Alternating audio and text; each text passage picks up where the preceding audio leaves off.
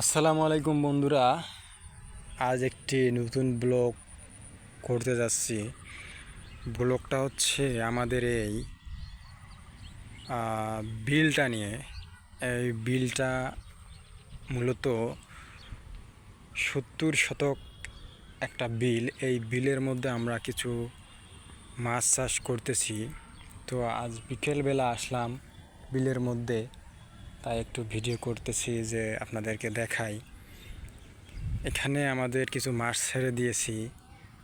আর এই যে দেখতেছেন, এটা হচ্ছে মূলত একটা গড় আর কি।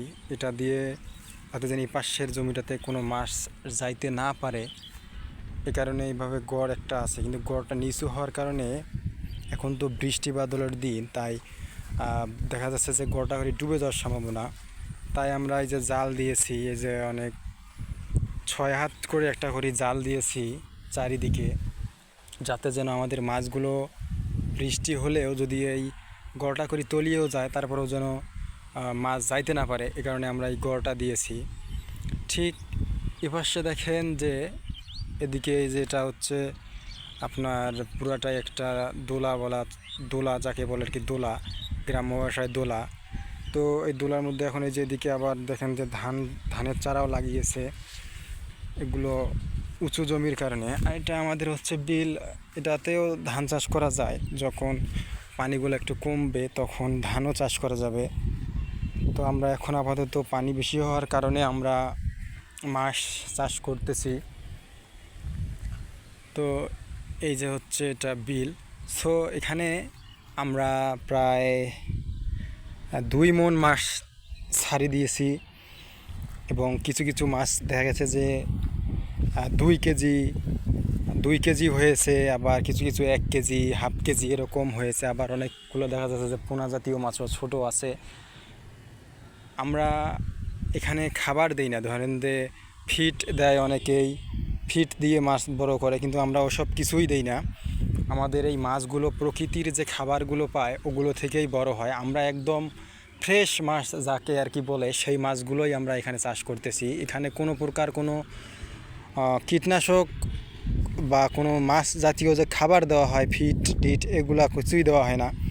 তাই আমাদের মাছগুলো সবসময় ফ্রেশই একটা মাছ বলা চলে। আর এই মাছগুলোর স্বাদও অনেক ভালো হয়। আসলে দেখবেন যে যেগুলো আসলে কীটনাশক দিয়ে মাছ তৈরি করে, সেই মাছগুলো অতি দ্রুত বড় হয়, কিন্তু সেই মাছগুলোর টেস্ট ওই রকম আপনারা পাবেন না। সেগুলোর মধ্যে অনেক ক্ষতিকারক জিনিসও থাকে, যে যার ফলে ওগুলো খেয়ে মাছগুলো বড় হয় দ্রুত, কিন্তু মানুষের শরীরে ওগুলো খাওয়ার পরে অনেক রোগ দেখা যায়। কিন্তু আমাদের এই মাছগুলো ফ্রেশ মাছ একদম, আমরা কোনো প্রকার কোনো কেমিক্যাল বা কীটনাশক বা বলেন কোনো ফিট জাতীয় খাবার খাওয়াচ্ছি না। তাই আমাদের মাছগুলো অনেক ভালো আর কি। আর এটা হচ্ছে আরেকটি মাল্লি বলা। তো ওই মাল্লির মধ্যে খুঁটিগুলো কে জানি ঘুরিয়ে রাখছে, এদিক দিয়ে অনেক মানুষ চলাফেরা করে, তো তাই আর কি খুঁটিগুলো দেখা যায় যে উখড়ি রাখে। তো আমি আজ বিকেলবেলা আসলাম এখানে।